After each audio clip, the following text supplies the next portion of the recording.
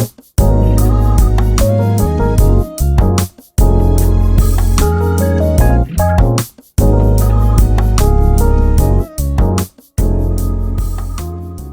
Alec Baldwin, and this is my second year coming to this event, and I'm going to let Mr. Kevin McAllister do all the heavy lifting here in terms of the content, but I wanted to say that I'm here this year, and things are the same and yet different. What we need to do is the same. The programs and the policies that we need to implement are the same, but the environment that we're in is different. I'm home listening to NPR, which some days is just a cascade of unsettling information about the environment. It's like environmental radio. And they were saying how July was the hottest month on record in the United States ever. And everybody here, I'm convinced, doesn't need any more information about that. We know what we're faced with. We know what we need to do. And what we need to do on top of that, and Kevin's going to talk about this, is how to convince a critical mass of people that that's what they need to do as well. At my home in Amagansett, someone was asking me, it's very funny, where's the gentleman I was talking to about did I put my septic, there he is right here. What is your name again? Matt what? Pat Barry, what's the organization you're with? Island Outreach. And he comes up to me and he goes, so last year you said you were putting in the innovative alternative septic system in your house. How'd that go? Did you follow through and put the septic system in?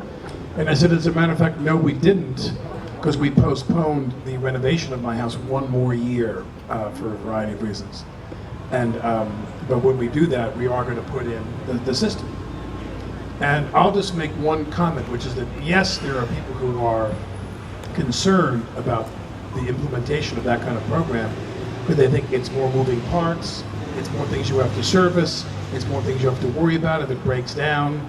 It's not what we grew up with, which is a cement tank that looks like a children's toy, some perforated cement cylinder that goes in the ground. You just fill it up with stuff, and then every year or two somebody comes and empties that out and sucks that out. It's a more sophisticated system, but if you don't want to pay for that system, and maybe the annual, what I believe is a relatively modest fee to maintain that system, what is the alternative if we don't do that? What's the cost going to be to us? We are always postponing, those people that don't want to embrace what we want to embrace. We're always postponing these programs, and we're always postponing these policies and implementations. It's only going to cost us like infinitely more money 10 years from now, 20 years from now. There's funding for it. And there's funding for it. There's funding for it. I asked him for a loan. He's going to give me a loan. He's loaning me the Pat Barry, everyone. He's an amazing American. Is lending me the money to put my. It's a couple $100,000. No, I'm kidding.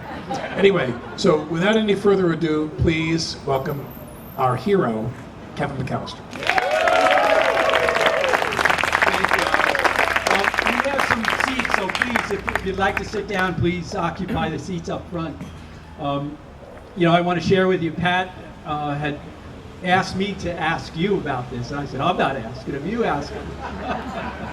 Well, I want to welcome everyone. Appreciate you being here. Obviously, you care about water and the coast, and that's what we're going to talk about. I want to thank Alec, of course, and with respect to, I guess, Long Island, you epitomize, I think, a true Long Islander, and you give so much to the community, in many ways. So I'm honored, we're honored that you're here this evening to really help elevate the conversation. And to your point about paying later, I do feel that we are making progress. I think the level of enlightenment is certainly improved over even the course of 1 year. So I think we keep the wave going, we'll get there. Some of the issues that I'd like to talk about, of course, the premise is climate change, and not to get too wonky, because I'm not wonky with respect to melting glaciers, but I mean, if you read legitimate news, you see that we're in serious, due. I like to provide almost a bit of a barometer with respect to sea level rise. Over the last 40 years, we've roughly seen a 4-inch rise. Over the next 40 years, and this has been adopted into state regulations, we're looking at between 11 and 30 inches. So, from my perspective, that's exponential. I think with respect to water quality and these advanced systems for denitrification, so nitrogen in wastewater, of course, is a big problem as we experience greater density and the influence on water bodies, whether it be freshwater ponds or tidal harbor.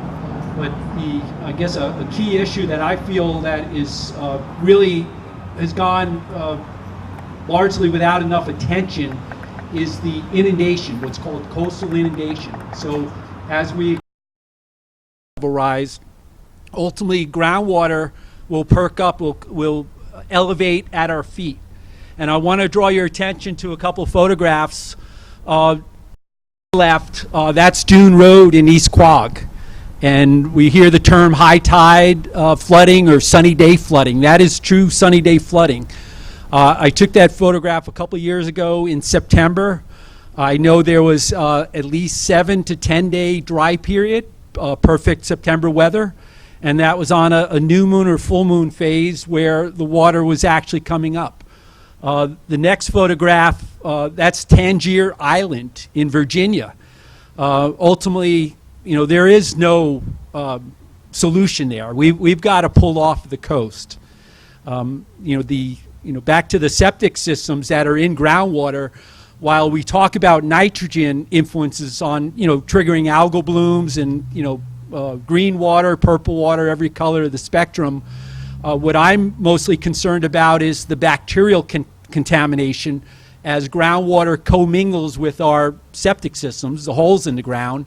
And if we're near a creek or harbor or pond, the likelihood of elevated bacterial levels is a real threat. So not only do we have to treat nitrogen, but we've got to get these systems out of groundwater and move back. And this is something that, is going to take a community will to do so. Well, to me, what I enjoy most about events like this, regardless of the size, regardless of what organization is the host organization, is that people out here have the blessing and the curse of being more familiar with nature and what's going to happen in these situations than people in the city. People who live in the city, their relationship to nature is that some government's going to come in and pump the water out of the subway. I was in New York for Sandy, and I live in a building on 10th and University, a 12-story apartment building, a pre-war building, and the power went out, and people had to sign a book to offer to commit to a schedule to bring the food and prescriptions and supplies to the elderly residents of the building who couldn't walk up and down the stairs because the elevator was out of service, and walk their dogs and take care of them during the hurricane, the storm that hit us. And when New Yorkers get hit by that kind of thing, they get very confused. They don't know what's going on. When the environment bears its teeth in urban areas like that, they get a little lost. But out here we see, you talk to people and you talk to them about nitrogen's impact on shellfishing, and you talk about good years and bad years in terms of scallop beds and things like that. Our relationship to the environment here is a part of living out here. Coastal erosion, what happens to the beaches here and so forth. And I think that in my mind, one of the most primary cylinders in the engine of change that's going to help this change is out here in areas like this, is on Long Island. Things that we do, the way that we organize, campaigns we create to lobby and pressure Albany and Riverhead for that matter, and county and town and state officials and even federal officials. I mean, I always view them as somewhat less responsive. but less directly responsive to what our needs are out here. People have a very, we were talking about this before, people have a very skewed view of this area. They think that everything out here is wealth and privilege, and it's just a lot of rich people and vacation homes, and that the local people who really do run everything out here are kind of invisible or don't matter in that way. What's going to happen to the environment in terms of that voice? People use the word conversation or what have you, but that voice and the strength of that voice, I believe, comes from out here. It's not going to happen in the city.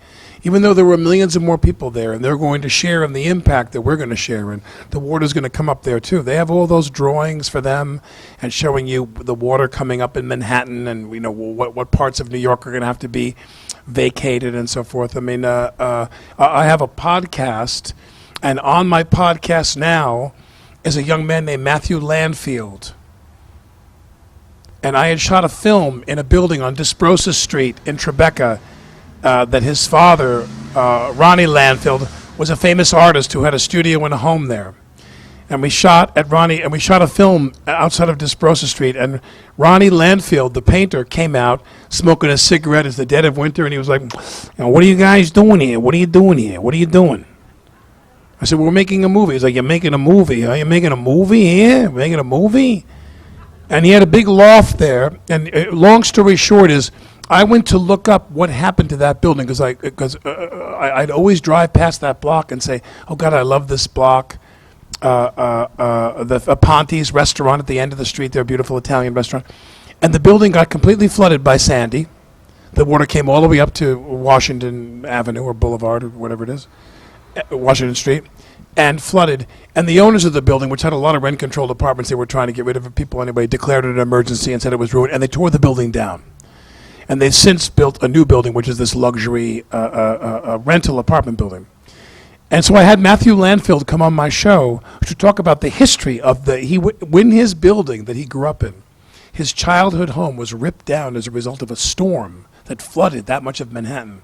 He went and wrote an article about the history of that area, like what had been there before, and when they built out that area, and the Dutch, and so he went back to like the 17th century about the history of Lower Manhattan, and wrote this fantastic, very long article. But the point is you realize that that's going to hit the city, that's going to hit everybody. But I feel that people out here get it quicker, and they get it better because of organizations like this, who are keeping people mindful of the impact on the economy. I'm going to finish. I'm rambling, but I'm going to say one more thing. That I'm a big proponent, because I feel that homes are still selling for a lot of money out here. There is still a significant amount of money in the CPF in towns like East Hampton.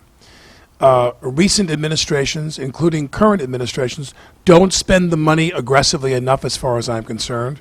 Even though large parcels that fulfill the mission of the CPF for public access, like Culloden, which became a beach and a park, animal migration, water recharge, historical significance, whatever those criteria for CPF are currently, we need to start to use that CPF money to start ripping some houses down and building systems, like they talk about in Ditch Plains. They want to buy a number of houses in Ditch Plains and buy them. Rip the houses down and build a septic system there that's an innovative system, the modern system. And I'm a big proponent of that plan, that we take that CPF money to use to help to lower this nitrogen crisis that we have in this area. Right on.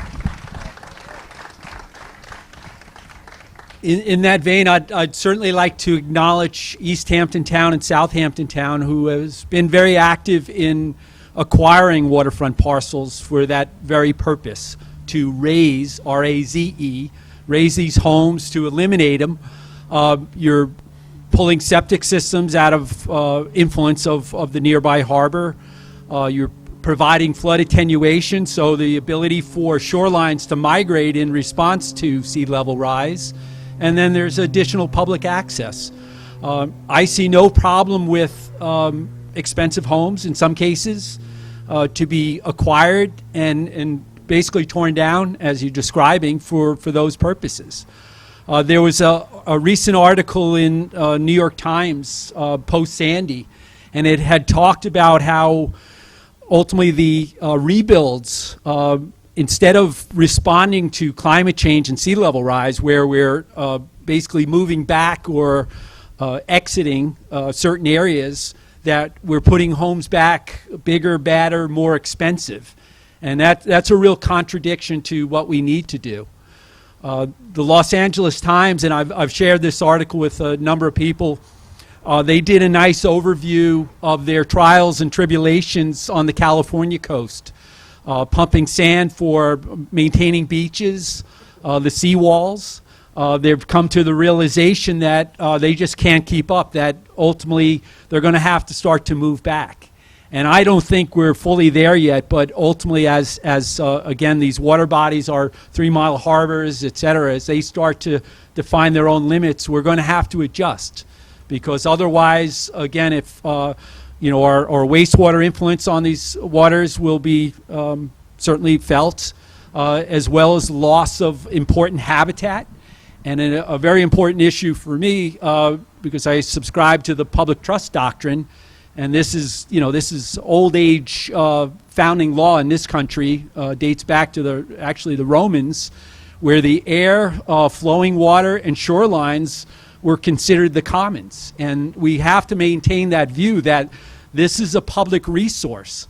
So ultimately, actions on the part of property owners or the cumulative effects, that should be addressed. And we have to speak with a very strong voice to ensure that our elected officials, and many of them here tonight, I'm very pleased by that, ultimately feel confident to make those hard choices and those decisions that perhaps will affect individual property owners, but ultimately for the long-range view is going to be in our public interest. I can't remember the name of the guy who built the big house on Daniels Lane down in Sacaponic. Renner. Yes. Renner. I remember I used to think to myself, he built this enormous house on this big piece of property. I thought, what if, eventually he passes on and he doesn't have anybody to leave the house to in his family? This is very fanciful. And I said, and nobody wants to buy the house because this big gigantic house. And I thought, I got it. We'll turn it into an alternative, innovative septic system for the town of Sacaponic. He's dead? Well, did he pass away? No, Renner? I was going to say. Oh, let's get going. Yeah. It's a 40,000 square foot house. That'd be a nice sized septic system for that wainscot Sacaponic interstices there. But as you said, you're right. Thanks to East Hampton and Southampton town officials, trustees, and board members who have championed this cause. But I do think that another summer goes by, and I sit there and I say, I really do like it out here. I still love it out here, and I don't want it to suffer. I don't want it to, and I don't want everything, like things are good for me. I don't want baymen and fishermen and other people who are in marinas and so forth, and those people there, marine life, people who are related to the water in terms of their careers and their livelihoods, to suffer as well. Now, you want to take some questions? Did you have something? Sure. Did you have more Burning McAllister-isms you wanted to issues. impart to us? Well, I guess before we take questions, I'd really like to emphasize what I feel is a great threat, and with solutions, but ultimately this incremental change of shorelines, coastal armoring, shoreline hardening, so the bulkheads, seawalls in all its forms, bulkheads, rock revetments, geotextiles. The Peconic Estuary Program just released a report.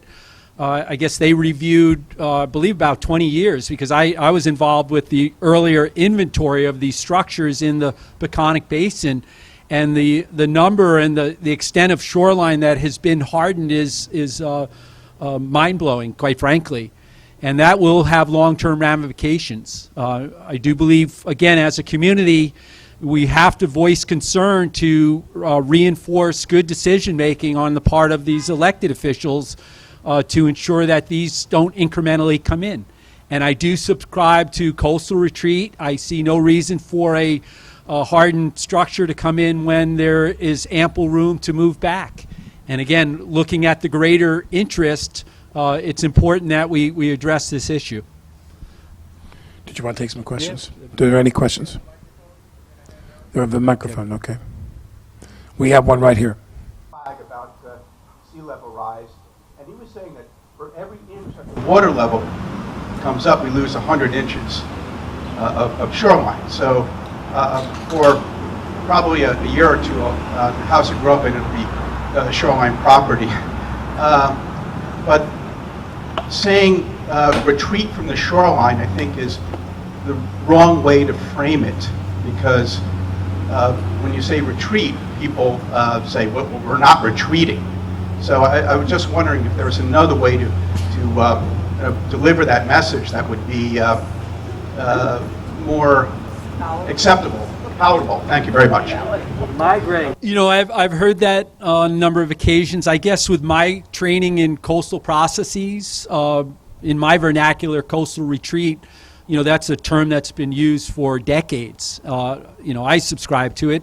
And I guess and many of you know, I don't mince words. Perhaps we could find a softer word. I have an idea. We could dehumidify their life. Would you like to live a more dehumidified life? We could try that. But to Marshall's comment about Dr. Flagg with you know, an inch or so of rise and multiple, I mean, that's the reality. What we see coming up, you know, when I subscribe or suggest, you know, 4 inches over 40 years, oh, that's not much, or 11 to 30, you know, in our minds, is that really a lot? Well, the influences inland with coastal inundation now affecting blocks back of septic systems in groundwater. Again, the chronic flooding, you know, we just got to recognize where we need to move. And I, you know, there's a handful of areas certainly I can identify that over the long term, the next 25, 30 years, you know, we're just not going to be able to stay. And someone said to me once a while back, they were talking about the Carolina coastline, where when the storm activity would really peak down there in September. I used to rent a house down there in the summertime with some friends for quite a while. Several years in a row we went down to the Wrightsville Beach area and rented a house on the ocean. And we would leave and we'd call our friends there who were year-rounders and say, so what happened in the storm? And they would name, oh, the so-and-so house got flooded and got hit. You know, they got hit, you know, 2 or 3 houses every other year. And what he said to me was, and this made me think about what we're faced with now, is that it's a very Russian roulette kind of a game now. In this area, if we were all the people who lived in a certain area, if we represented the population, some of you are going to get whacked and a lot of you are not going to get whacked. And then a year or two from now, then the rest of you are going to get whacked and you're not going to get whacked. And it's going to keep bouncing around and moving around in terms of areas that are going to be the most affected and most impacted by water rise and sea level rise and storm activity, until eventually it's going to be everybody. We're going to reach a place where it's going to affect everybody. And we want to convince people that even if it's not you directly, we are part of a community. That's another thing I love about out here. It's a community. And again, I don't want to just do well myself. I want everybody else to do well. I live in Amagansett up in the north in the Stony Hill area, and the water, it's probably not going to hit me for a while, you know what I mean? But, you know, we would drive down and say, you know, when is Bluff Road going to be oceanfront property? When are all that reserve there on Bluff Road going to be wiped out, and the beaches in Atlantic and Indian Wells and so forth? When is all that going to be compromised? And so my concerns are for the community. These are community concerns. And I want to stress that I'm so grateful to all of you who turned out for this, and I hope that you will remain engaged. If obviously you paid money to come to this event, which is very appreciated. I mean, there's a lot of, I say the same thing at every program I go to. There are so many demands on us to give money to protect things that the government used to take care of, you know, in the world of medical treatment and the arts and education and now the environment, and now it's being called upon us as private citizens to continue to fund privately so many things that tax dollars used to take care of. So thank you all for the money that you gave, and I hope you'll consider to continue to give whatever you can give, because the personality factor it shouldn't be that important, but in this case it is. Kevin is a person who enjoys a powerful reputation in the community from before, when he was with Peconic Baykeeper, and now he's with Defend H20, and that's a significant thing. We have other people in the audience who are leaders of organizations that are Andrea Grover, who's here, who's the executive director of Guildhall, is right over here, everybody. Let's have a round of applause for Andrea Grover.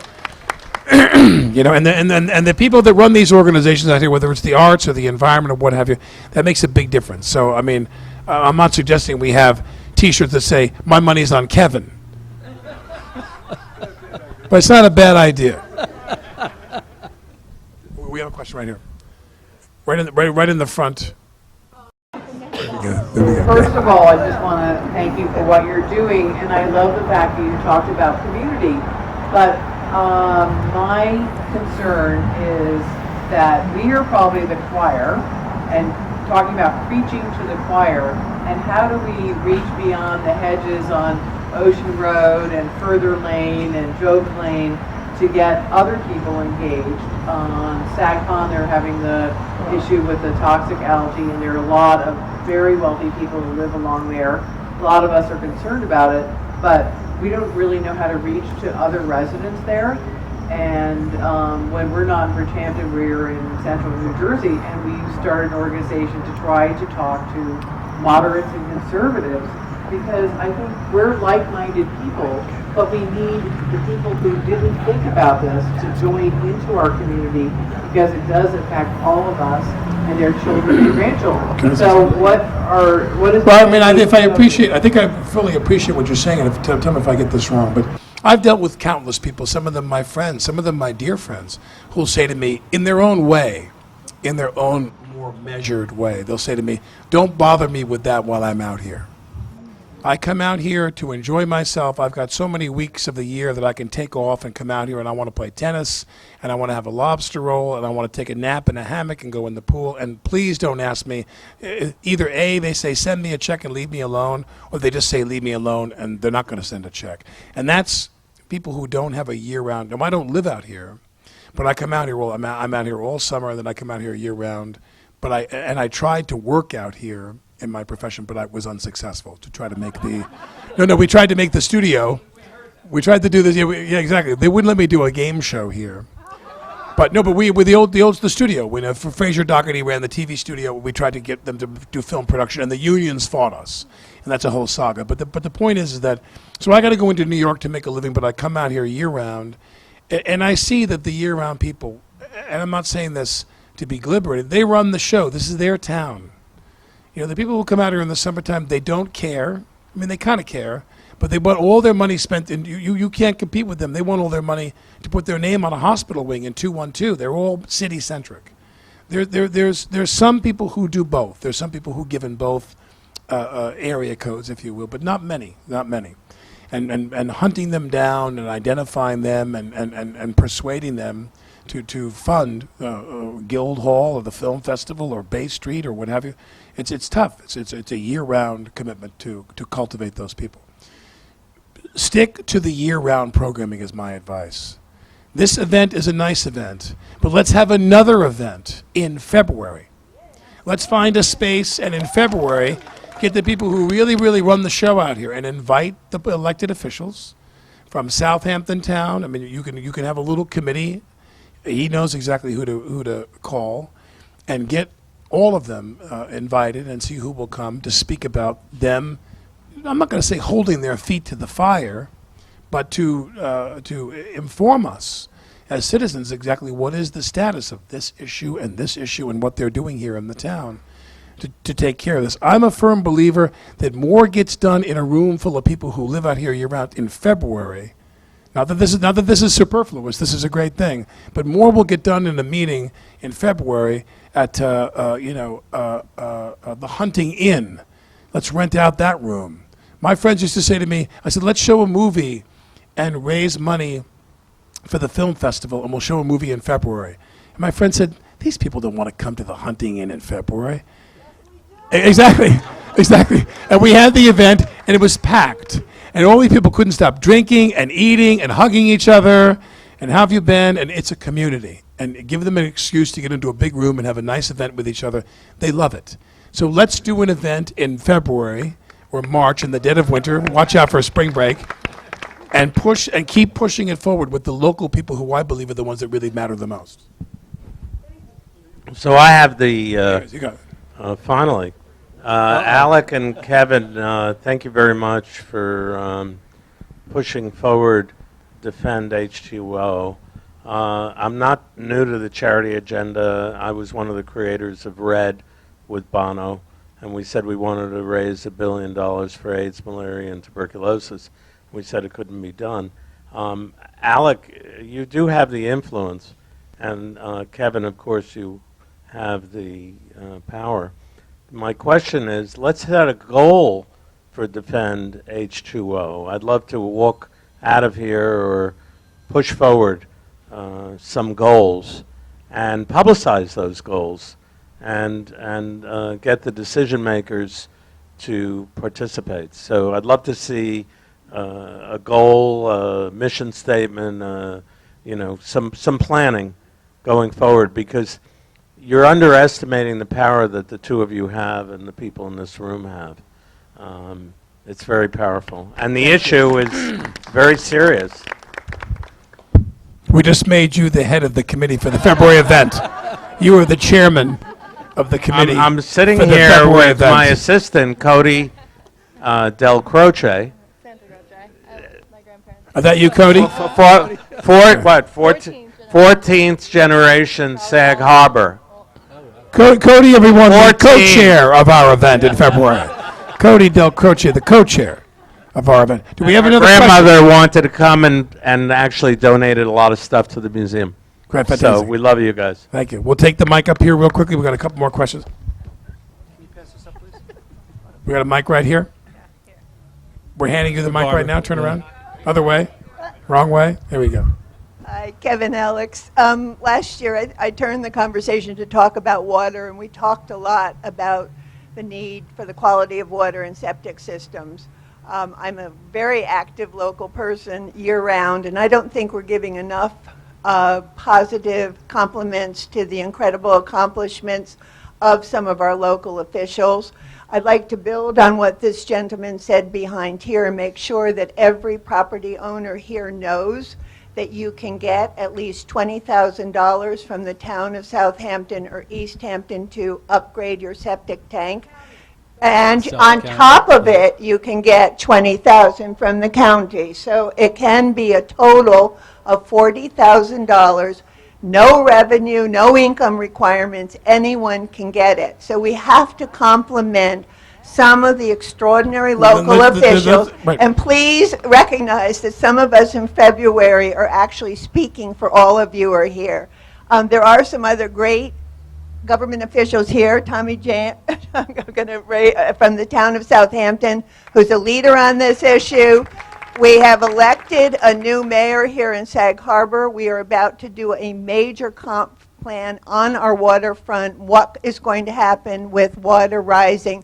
The local officials do care about it. So the last thing I would say to everyone here, register to vote out here.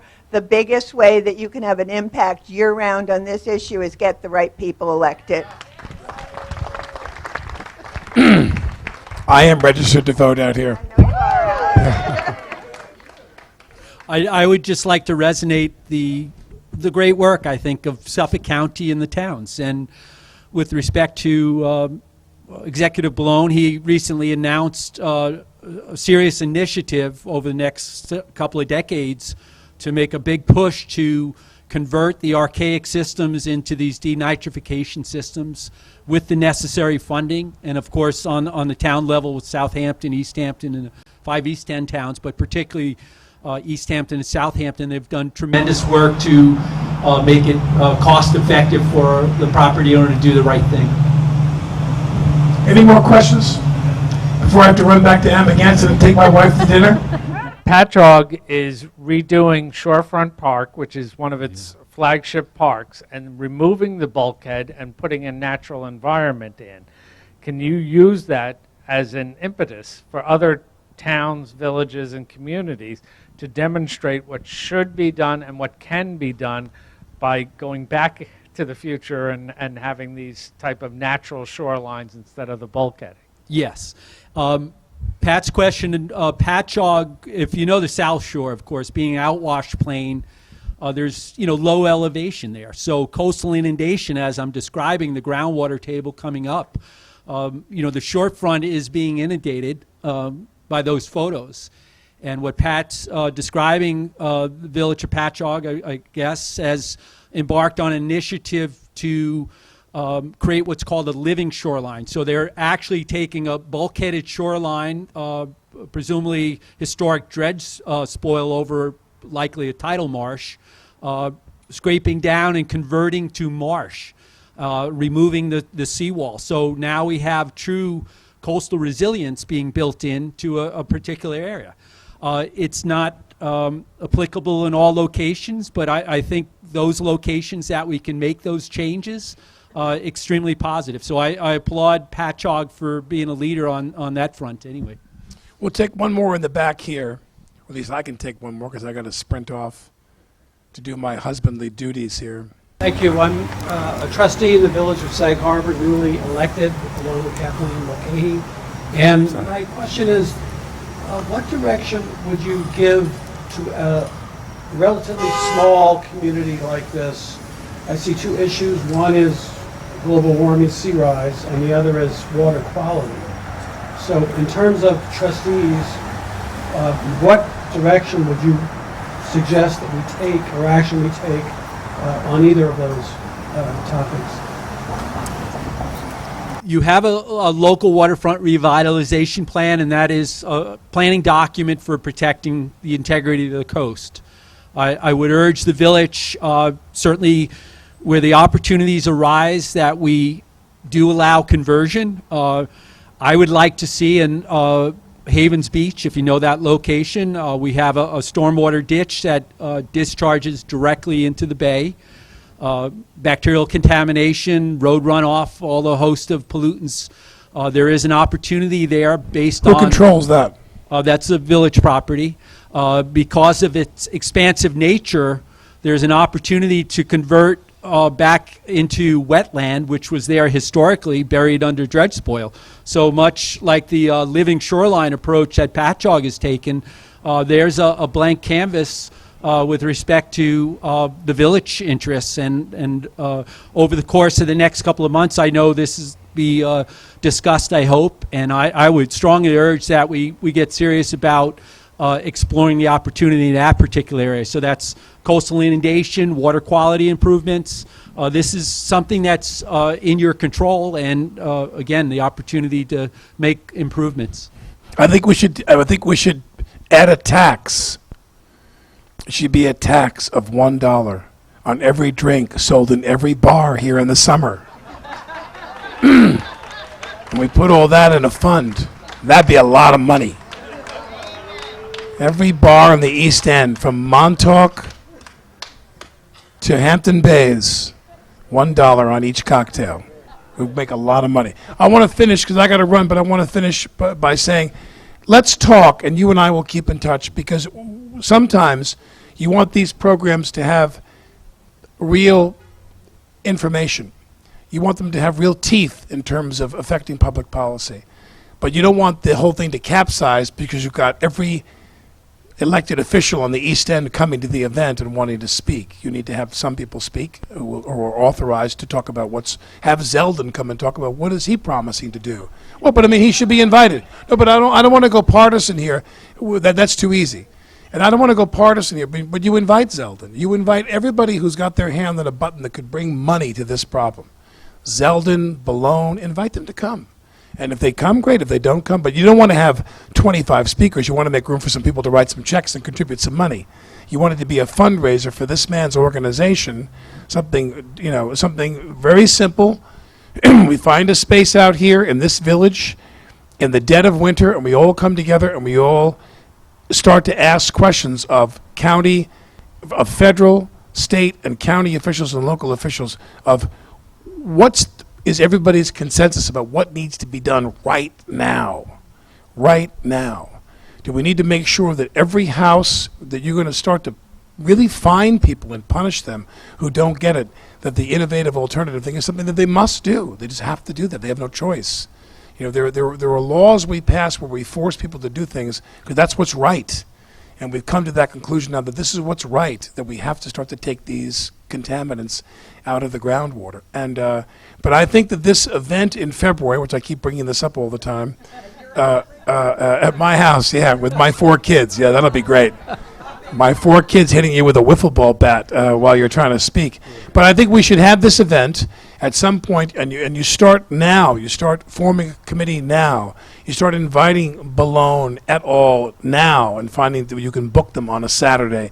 And they come here, and we have a nice information-driven program, which is also a fundraiser for Kevin's organization, for the organization all of you are supporting today, and start to get them on the record about what's the thing that we have to do right now. Because there's a list, but some of them can wait. Some of it can't wait. So anyway, thank you all for having me. Thank you. Thank you, Alec.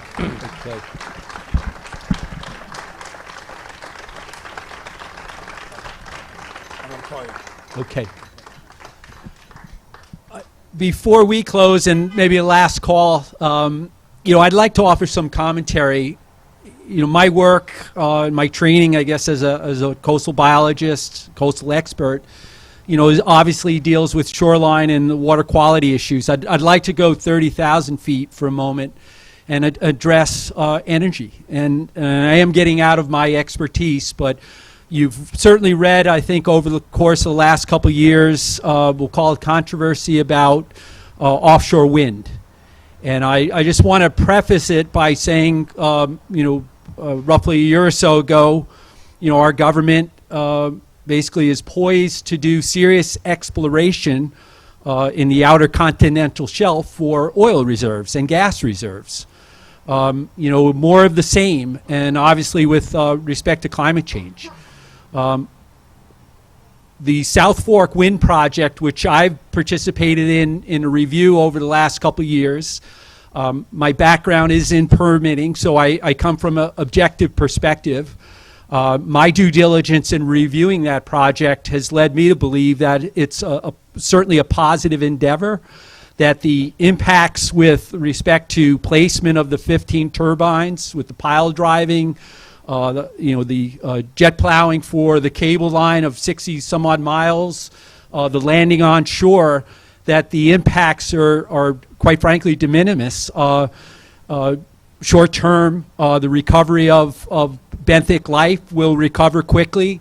The implications to the beach are misplaced as far as a cable whipping in the surf in a couple years. The approach with the directional drilling is just not going to happen. And I think as far as action as a community and a community voice, we've got to start getting behind this. Both locally on this project, I know the governor recently announced a big initiative, 2 other sites. It is the future, and to really decouple ourselves from oil and fossil fuels, this is the way to go. So I urge you to inform yourselves, participate in government process, and let's move into the sustainable frontier, and that's critical.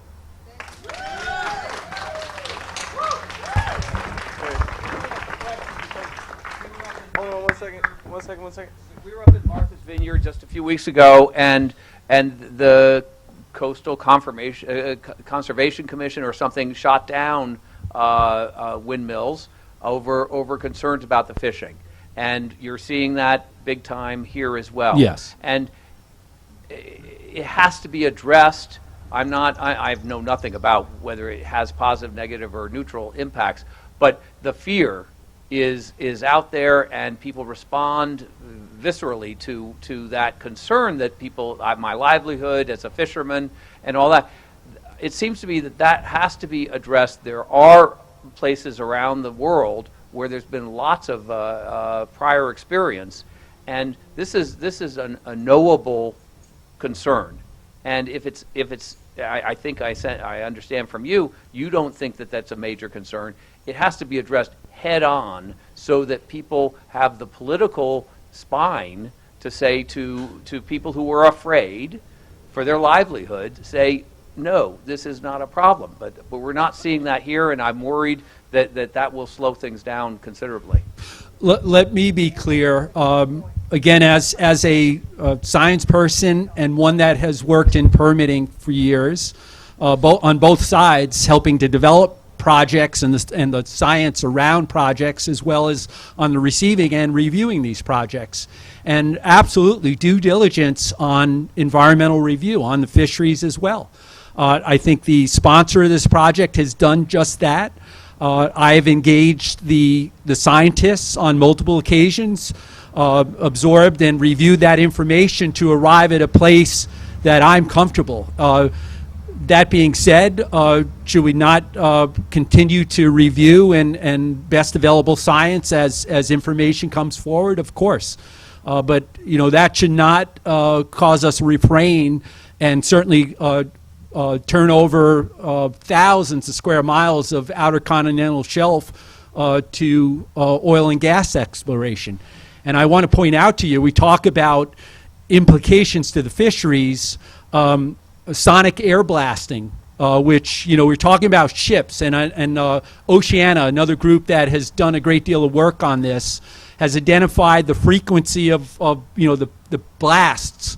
You talk about implications to fish and marine mammals. I mean, that's enormous, and that's just to find the reserves. And this is just the blasts are penetrating the bottom to find, I'll say, the hollows where these reserves exist. That's serious implications.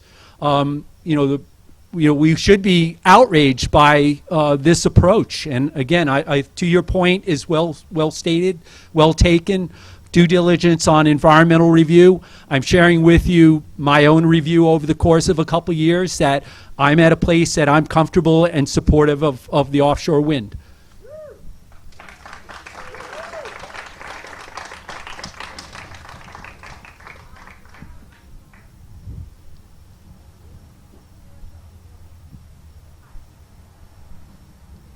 I can, but I'm not sure the mic's on. I don't think it is. Hello. Okay. There you go. So I love everything you've spoken about softening the shoreline or Natural shorelines. Yeah, Yes. and not hardening it. But what about carbon footprint? That's like a missing part of this discussion, I feel like. And for instance, people who live in the city, I wish I could have asked this question while Alec was here too, have the least carbon footprint. They have a much lower carbon footprint than we do out here. And that's one of the things that we need to address with these large estates being built. We need to lower the carbon footprint of these estates so we have less work to do with the sewer systems. And another question is, what obstacles legally are more ecological sewer systems facing for us? Because I think there are some legal obstacles that don't allow us to implement the most ecologically friendly sewer systems. Okay. I'll try to answer the first question. My expertise is certainly not in carbon footprint. I think I touched on that by acknowledging that we have to move away from fossil fuels and this oil exploration. This is up and down the East Coast, the West Coast. Florida was fortunate because of probably a number of reasons, but to remove offshore Florida from the equation. That's not true in the Mid-Atlantic region.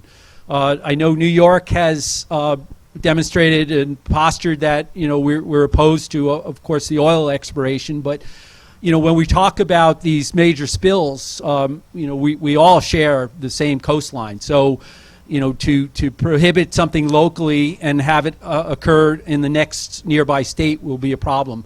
To your second question on the, I'll say the complications or the challenges with advanced systems in sewering, and I have held that the sewer plans, whether it be downtown or more expansive areas, that they need to be fully vetted, that we're ensuring that at the end of the process, in the effort to clean our wastewater and properly manage it, that we're not expanding development that actually in the big scheme would add additional loads to these water bodies.